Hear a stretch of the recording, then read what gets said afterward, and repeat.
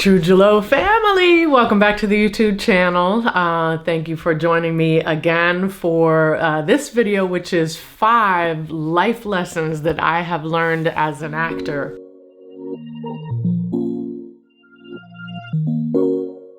I was an actor for a long time. I really started when I was in the 2nd grade, my bilingual elementary school's production. It was Spanish and English of The Nutcracker. And I remember just being on stage and feeling like I belong here. This is something that I love and I want to keep on doing. And so I've really declared myself to be an actor ever since then.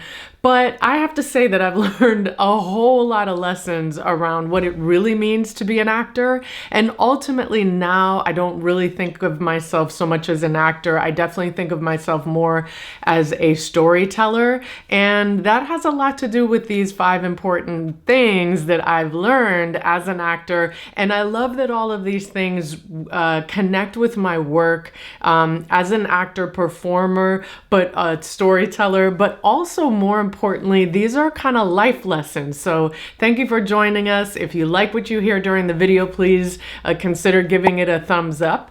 Watch our other videos on the channel. This is all about encouraging Black and Brown, Indigenous and Asian folks to tell your stories, enter into the entertainment industry, or become filmmakers, or continue your filmmaking journey. That's what this channel is all about. That's what I'm here to do, to encourage you to do that. So let's get into these life lessons I have learned as an actor. All right, lesson number 1. I don't think I ever mastered this one especially when I was doing film and TV, but lesson number 1 is you as an actor are more than just a prop.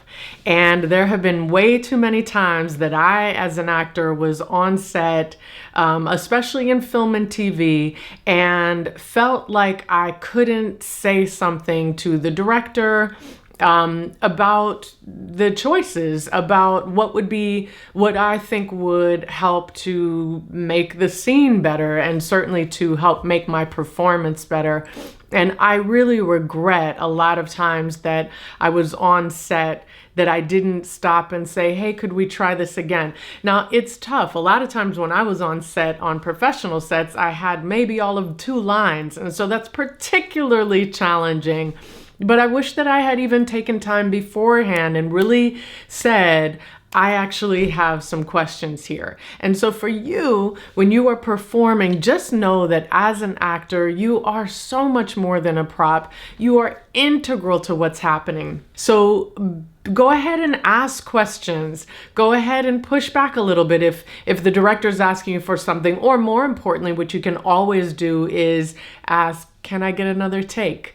And if you've watched my other videos, especially how to become a producer, one of the things that I recommend is for everyone who is working in any capacity on a film, a theater project certainly, that you should know as much as you can about everybody's roles on that project.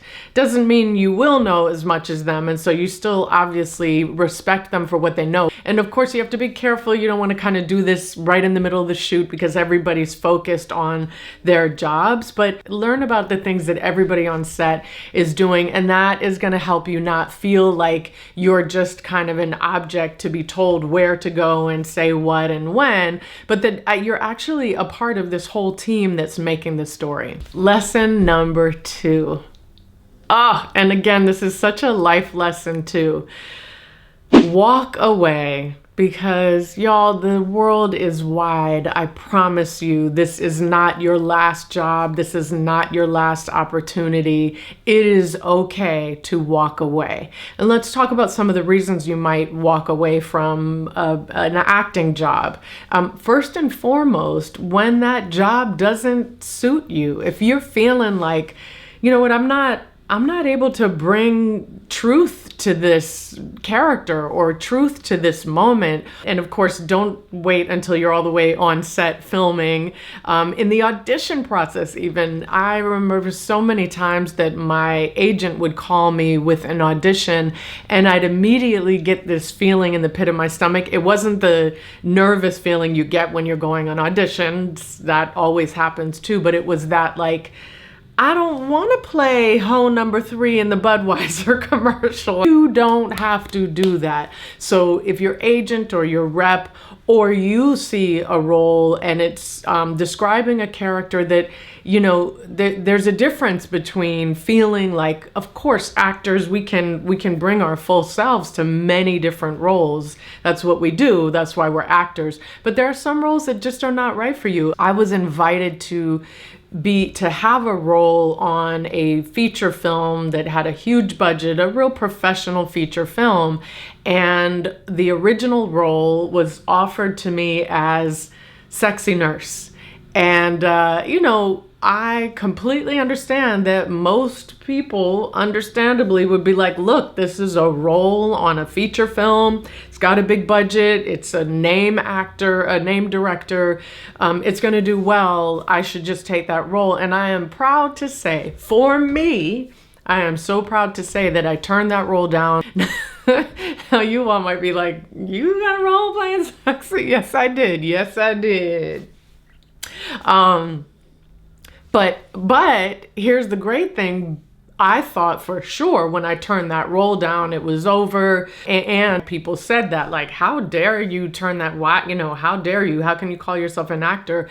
They offered me another role and I was thrilled with it. I killed it. They didn't cut me out the movie. So that's all to say that you can walk away or you can say no to that role if that is not something you're comfortable with, and it's okay. Lesson number 3 is this: greater clarity, deeper character, and more truth. I'm going to say it again. I try to repeat this to myself often. Greater clarity, deeper character, and more truth. I read this quote in an article about Oscar Eustis, and Oscar Eustis is the artistic director at the Public Theater in New York, and I love the Public Theater. I love the kinds of productions they do.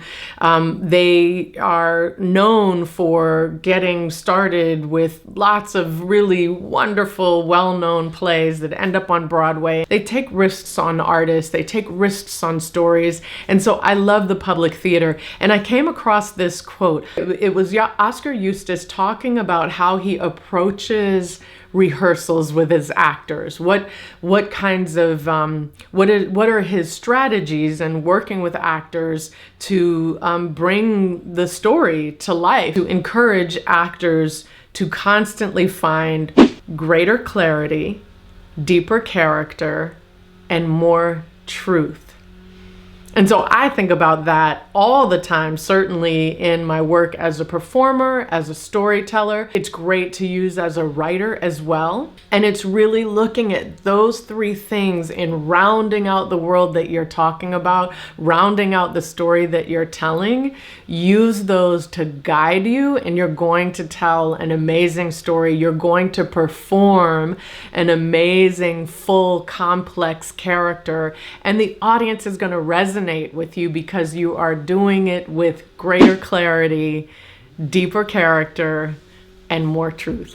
Lesson number 4. I have to say that I was pretty decent at this one. I think a lot of times I'm self-deprecating on this YouTube channel and tell you all the things that I didn't do well, but I have to say that I'm proud of how I've done this and how I continue to do this, which is to understand that as an actor, if you have a representative, an agent, or a manager, let's go with agents. If you have an agent, that agent is really just there to negotiate the contract for the project that you book. As an actor, you are very much on your own in getting yourself work. Unless And of course, if you're an A-lister, maybe even B-lister, an influencer, this is different. They will look for roles for you. But if you're an actor, you don't know anybody yet, you don't have a representative, don't wait for them to send you out. You will be waiting forever. You have got to find your own opportunities. So the majority of the times that I acted professionally in film and TV was through relationships.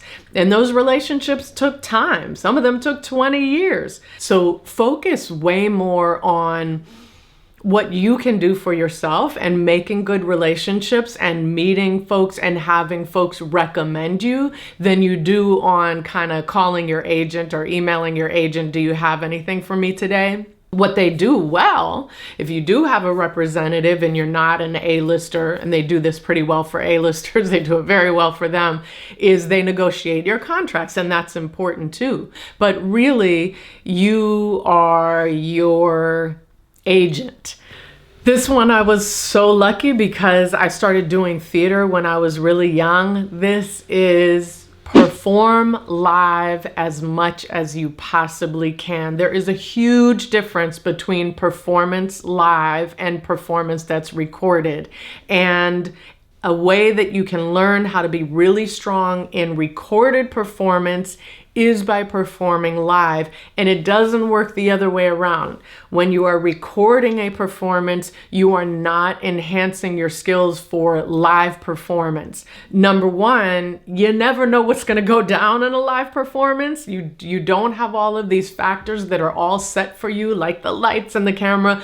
You have some of those, but there's a live audience there, and you are living and breathing the character in that exact moment, and there's no cutting and going back to one. None of that is going on for you when you're performing live. You just got to go with it. And so you learn to be really, really quick on your feet. You also learn to be vulnerable in front of other people, which is a huge, important life lesson to learn. You also learn to be confident. If you can fail and get back up in front of an audience, if you can forget your lines and still somehow save yourself, and you will, because the show goes on, and so something happens for you to be able to keep going on, then you know you got this. And filming, you can do take after take. Now that we film everything in digital, you can do as many as you want. You can mess up as many times as you want. Live performance is where it's at. It's where you can build those muscles so that you're strong in front of the camera.